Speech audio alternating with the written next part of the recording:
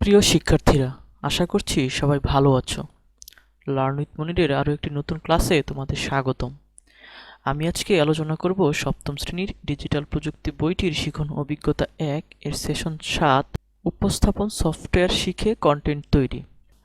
বছরের শুরুতে অষ্টম ও নবম শ্রেণীর ডিজিটাল প্রযুক্তি বই ও নতুন শিক্ষাক্রম, এই ভিডিওটিতে আমি বলেছিলাম সপ্তম শ্রেণীর ডিজিটাল প্রযুক্তি বইটিতে কিছু সংযোজন করার প্রয়োজন। তার মধ্যে একটি হচ্ছে মাইক্রোসফট পাওয়ার পয়েন্টের ব্যবহার সংযোজন। বইটি হাতে পাওয়ার পর আমি খুবই খুশি হয়েছি যে কর্তৃপক্ষ সে বিষয়টি সংযোজন করে দিয়েছে। আমাদের আজকের ক্লাসটি সেই মাইক্রোসফট পাওয়ার পয়েন্ট নিয়ে। তো চলো মাইক্রোসফট পাওয়ার পয়েন্ট কীভাবে ব্যবহার করতে হয় সেগুলো শিখে আসি। আমরা আমাদের লক্ষ্যদল থেকে প্রাপ্ত সমস্যাগুলোর সমাধান শ্রেণীবিন্যাস করতে মাইক্রোসফট ওয়ার্ড প্রসেসিং অনেকখানি শিখেছি। মজার ব্যাপার হলো, ছোটবেলায় আমরা যখন নামতা শিখেছিলাম আমাদের একটু সময় লেগেছিল, কিন্তু এখন একটু ভাবলে বুঝতে পারি এই নামতাগুলো শুধু গাণিতিক কাজ করার জন্যই না, বরং প্রতিদিনের জীবনে হিসেব নিকেশ করতেও কাজে লাগছে। ওয়ার্ড প্রসেসিংও ঠিক একই রকম। এটি শিখে গেলে অন্য সফটওয়্যার আমরা সহজে আয়ত্ত করতে পারবো। আজকে আমরা কম্পিউটারের আরও একটি সফটওয়্যারের সাথে পরিচিত হব, সেটি হলো মাইক্রোসফট পাওয়ার পয়েন্ট। এটি অনেক বেশি ব্যবহৃত একটি উপস্থাপনা সফটওয়্যার। এছাড়া উপস্থাপনার জন্য প্রেজি, ক্যানভা, গুগল স্লাইড এরকম আরও অনেক সফটওয়্যার আছে। তবে মাইক্রোসফট পাওয়ার পয়েন্ট যেহেতু বেশ সহজ, তাই আমরা সবার আগে এটি শিখে নেব। এটি জানা থাকলে অন্যান্যগুলো শেখা অনেক সহজ হবে। তো মাইক্রোসফট পাওয়ার পয়েন্টটি কীভাবে কাজ করতে হয় বা ফাইলটি কীভাবে ওপেন করতে হয় চলো দেখি। ওয়ার্ড প্রসেসিংয়ের মতোই প্রথমে মাউসের ডান পাশে ক্লিক করে নিউতে ক্লিক করলে অনেকগুলো সফটওয়্যারের নাম আসবে। আমরা Microsoft power point presentation select করব। এবার একটি ফাইল তৈরি হয়ে যাবে। পূর্বের মতোই রিনেম করে আমাদের পছন্দ মতো নাম দিব। ফাইলটির উপর ডাবল ক্লিক করে ফাইলটি খুলব। তো চলো কাজটি করে আসি। আমরা আমাদের কম্পিউটারের ডেস্কটপে এসে রাইট বাটনে ক্লিক করলাম। তারপর এখান থেকে নিউ এই অপশনটিতে যাওয়ার পরে আমরা দেখতে পাচ্ছি অনেকগুলো সফটওয়্যার দেখাচ্ছে। এখান থেকে আমরা মাইক্রোসফট পাওয়ার পয়েন্ট প্রেজেন্টেশন এই অপশনটি সিলেক্ট করলাম। আমাদের নতুন একটি ফাইল তৈরি হয়ে গেল মাইক্রোসফট পাওয়ার পয়েন্টের। এখানে আমরা যে কোনো একটি নাম দিব, সেশন 7 নামকরণ করলাম। এবার এটাতে আমি ডাবল ক্লিক করলে আমার একটি মাইক্রোসফট পাওয়ার পয়েন্ট ফাইল চালু হয়ে যাবে। তারপর পাওয়ার পয়েন্টে অনেক ফিচার রয়েছে যা আমরা নিজে নিজে প্রয়োগ করলে খুব মজা করে শিখতে পারবো। তবে শুরুটা করতে হবে বাম পাশের নিউ স্লাইড থেকে। এখানে ক্লিক করলে একটি নতুন পৃষ্ঠা আমাদের উপস্থাপনা ফাইলে যোগ হওয়ার জন্য অনেকগুলো অপশন আসবে। আমরা পছন্দ মতো একটি স্লাইড সিলেক্ট করব, যেখানে আমরা আমাদের পরবর্তী কাজগুলো করব। তো পাওয়ার পয়েন্টে আমাদের বলা হচ্ছে নিউ স্লাইড। এখানে ক্লিক করলে আমাদের পছন্দ মতো একটি স্লাইড নেওয়ার জন্য তো আমি প্রথমটাই সিলেক্ট করতেছি। আমাদের সামনে এরকম একটি অপশন আসলো। মাইক্রোসফট পাওয়ার পয়েন্টের কাজগুলো ধাপে ধাপে বর্ণনা করা জানতে গেলে আমাদের কাজ করতে একটু সময় লেগে যাবে। তার চেয়ে বরং মেনু বারের কিছু টুলস এর কাজ কি তা জেনে নিয়ে নিজেরাই চেষ্টা করি একটি প্রেজেন্টেশন বানানোর। হোম মেনু বারের কোনো লেখাকে ছোট বড়, লেখার ফন্ট পরিবর্তন, রং পরিবর্তন, কোনো পরিচ্ছেদকে সমান করা, পৃষ্ঠায় কোনো লেখার অবস্থান ঠিক করা, এই কাজগুলো করা যায়। তো আমরা পাওয়ার পয়েন্টে চলে যাচ্ছি। এই হচ্ছে পাওয়ার পয়েন্টের হোম মেনু। আমি আমার ছাত্রদের প্রায়ই বলি, তোমরা Microsoft Word processing software Microsoft ওয়ার্ডটা খুব ভালো করে শিখবে। মাইক্রোসফট ওয়ার্ড থেকে তুমি যদি খুব ভালো করে এই মেনুগুলোর ব্যবহার শিখে যাও, অন্যান্য যে কোনো প্রোগ্রামে এই মেনুর কাজগুলো তুমি খুব সহজেই আয়ত্ত করতে পারবে, বা অনেকাংশে সকল কাজ একই রকম থাকে। হোম মেনু থেকে আমরা এখান থেকে স্লাইড নিয়েছি। এখন আমাদের বইতে যে নির্দেশনা দেওয়া আছে এখান থেকে আমরা ফন্ট চেঞ্জ করতে পারবো। এটা দিয়ে আমরা ফন্ট সাইজ পরিবর্তন করতে পারবো, এটা দিয়ে বোল্ড করতে পারবো, ইটালিক করতে পারবো, আন্ডারলাইন করতে পারবো। এরকম এখানে অসংখ্য ফিচার দেওয়া আছে। এখান থেকে তুমি বুলেট, নাম্বার, তারপরে অ্যালাইনমেন্ট, জাস্টিফাই, লাইন স্পেসিং এই কাজগুলো করতে পারবে। তুমি কিছু একটা লিখছি যেন তোমাদের বোঝাতে পারি। আমি এখান থেকে বাংলা লেখার জন্য বাংলা ফন্ট সিলেক্ট করে নিচ্ছি।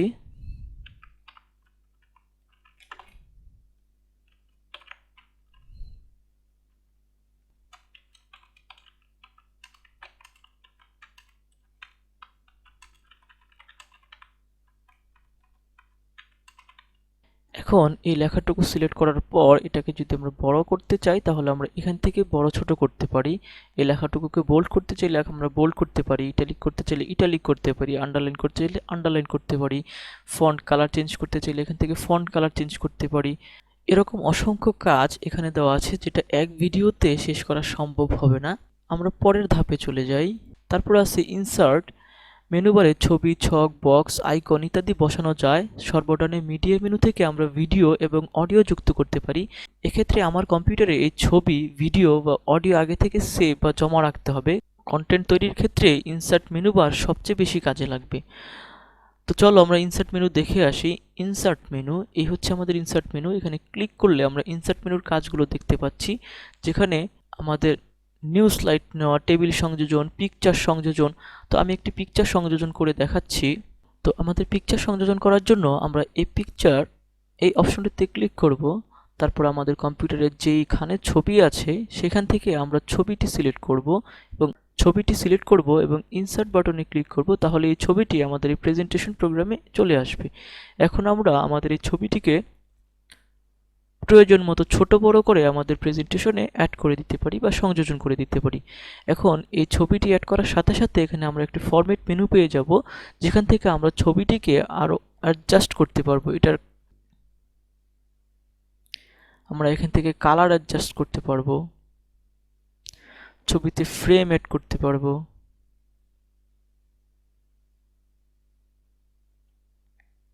তারপর বিভিন্ন শেপ প্রয়োজন হলে আমরা এখান থেকে শেপ অ্যাড করতে পারি। আমরা যে কোনো অংশের স্ক্রিনশট নিতে পারবো। তারপরে অডিও বা ভিডিও দরকার হলে আমরা এখান থেকে অডিও এবং ভিডিও ইনসার্ট করতে পারবো। তো আমি ছবিটি ডিলিট করে দিচ্ছি এবং আমরা এখান থেকে একটা ভিডিও ইনসার্ট করি। ভিডিও ইনসার্ট করার জন্য আমরা এই ভিডিও অপশনটিতে ক্লিক করব। তারপর আমরা অনলাইন থেকে নিতে চাইলে অনলাইন ভিডিও, আর আমার কম্পিউটারে যে ভিডিওগুলো আছে এখান থেকে নিতে চাইলে ভিডিও অন মাই পিসি এই অপশনটিতে ক্লিক করব। তারপর আমার যেখানে ভিডিও থাকবো সেখান থেকে আমাদের একটি ভিডিও নিতে হবে। তো আমি এখান থেকে আমার একটি ক্লাসের ভিডিও নিয়ে নিচ্ছি। ইনসার্ট বাটনে ক্লিক করলাম। দেখো আমাদের সেশন 6 এর একটি ক্লাস এখানে সংযোজন হয়ে গেছে। এখন এটিকেও আমরা কন্ট্রোল করতে পারবো। আমরা প্লেব্যাক অপশন থেকে আমরা এই ভিডিওটি কখন দেখতে চাই সেটি সিলেক্ট করে দিতে পারবো। আমরা অটোমেটিক্যালি দেখতে চাই নাকি আমরা ক্লিক করার পর ভিডিওটি আসবো সেটাও আমরা এখান থেকে সিলেক্ট করে দিতে পারি। আমরা এই ভিডিওর ভলিউম ঠিক করে দিতে পারি ইত্যাদি নানা কাজ আমরা এই প্রেজেন্টেশনে করতে পারি, যেটা আসলে এক ভিডিওতে দেখানো সম্ভব না। তারপর ভিডিওটি যদি আমরা চালিয়ে দেখতে চাই এখান থেকে আমরা চালিয়ে দেখতে পারি।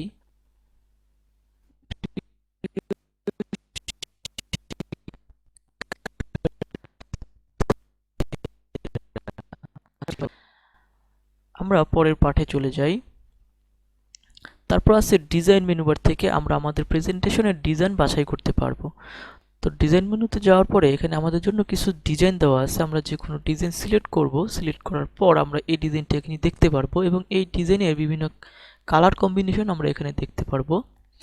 এবং এই কালারটাও যদি আমরা চেঞ্জ করতে চাই সেটা আমরা এখান থেকে করতে পারবো। ফরম্যাট ব্যাকগ্রাউন্ড অপশন থেকে আমরা আমাদের এই ব্যাকগ্রাউন্ডটি চেঞ্জ করে নিতে পারবো। তারপর ট্রানজিশন মেনু বার থেকে আমরা আমাদের প্রেজেন্টেশনের একটির পর একটি পৃষ্ঠা কীভাবে আসবে তা বাছাই করতে পারি। তো আমরা এই ট্রানজিশন মেনুতে গিয়ে আমরা আমাদের এই যে পৃষ্ঠাটি আছে এটি একটার পর একটা কীভাবে আসবে সেটা আমরা সিলেক্ট করতে পারি এখান থেকে। তো আমরা এখান থেকে যে কোনো ট্রানজিশন দিয়ে দিতে পারি যে আমাদের প্রত্যেকটা পৃষ্ঠা শুরু করবে কিভাবে।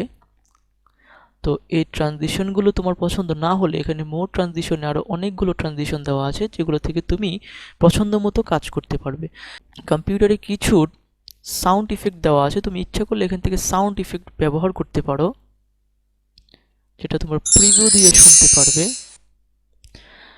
তারপর তুমি যদি চাও তোমার এই প্রেজেন্টেশনটি কন্টিনিউ চলতে থাকবে, সেই ক্ষেত্রে তুমি এই অন মাউস ক্লিক এই টিকটা উঠিয়ে দিয়ে আফটার অপশনে ক্লিক করে রাখবে, তাহলে তোমার এই প্রেজেন্টেশনটি কন্টিনিউ ভিডিও আকারে চলতে থাকবে। আর যদি অন মাউস ক্লিক এখানে টিকমার্ক দেওয়া থাকে তাহলে প্রেজেন্টেশন তখনই সামনের দিকে যাবে যখন তুমি মাউসে ক্লিক করবে অথবা কিবোর্ড থেকে কোনো বাটনে প্রেস করবে।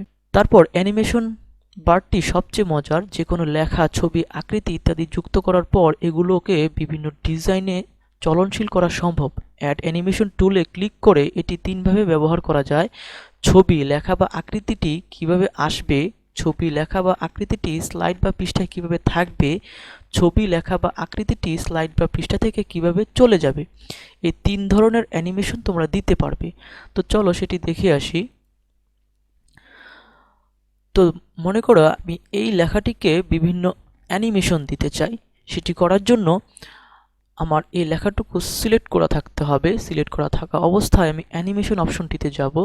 যাওয়ার পর অ্যাড অ্যানিমেশন এই অপশনটিতে যাব। যাওয়ার পর আমি এখানে পাবো মোর ইন্ট্রান্স ইফেক্ট, মোর এমফাসাইজ ইফেক্ট, মোর এক্সিট ইফেক্ট, মোর মোশন প্যাথ ইফেক্ট। তো ধরো আমি মোর ইন্ট্রান্স ইফেক্টে গেলাম। যাওয়ার পর আমি এখন কোন ইফেক্টটি দিতে চাই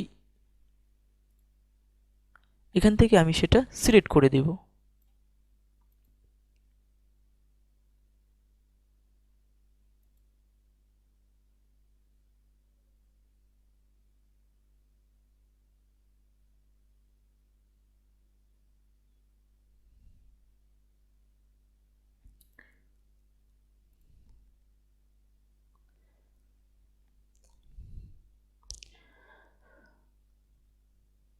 তো আমি এখান থেকে বাউন্স নামের ইফেক্টটি রাখছি এবং ওকে বাটনে প্রেস করলাম। আবার আমি অ্যাড অ্যানিমেশন থেকে মোর মোশন প্যাথ এই অপশনটি থেকে আমি কোনো একটা ইফেক্ট অ্যাড করতে চাচ্ছি এই রকম। সেটি সিলেক্ট করার পর আমি ওকে দিলাম। আবার অ্যাড অ্যানিমেশন অপশনটাতে যাব। তারপর মোর এক্সিট ইফেক্ট, এটার কাজ হচ্ছে পৃষ্ঠা থেকে আমাদের যে অবজেক্টটি আছে সেটা বাহির করে দেওয়া। তো মোর এক্সিট ইফেক্টে গেলাম। তো এখান থেকে আমরা যে কোনো ইফেক্ট আমাদের পছন্দ মতো সিলেক্ট করতে পারি।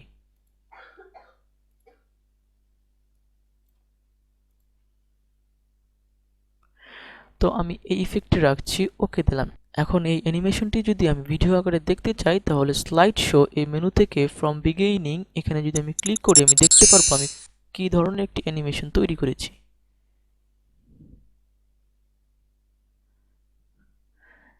দেখতে পাচ্ছ আমার ছোট্ট একটি খুব সুন্দর অ্যানিমেশন তৈরি হয়ে গেছে। তো আমি রাইট বাটনে ক্লিক করে ইন শো এখানে ক্লিক করলাম। তো এই ছিল আজকের ভিডিও যে তোমরা কিভাবে একটি অ্যানিমেশন বানাতে পারো। তো এই ছিল আমাদের আজকের ক্লাস। তোমরা কিভাবে একটি অ্যানিমেশন শুরু থেকে শেষ পর্যন্ত বানাবে ইনশাল্লাহ আগামী ক্লাসে সেটি তোমাদের দেখিয়ে দেব। তো সেই পর্যন্ত ভালো থাকো, ধন্যবাদ।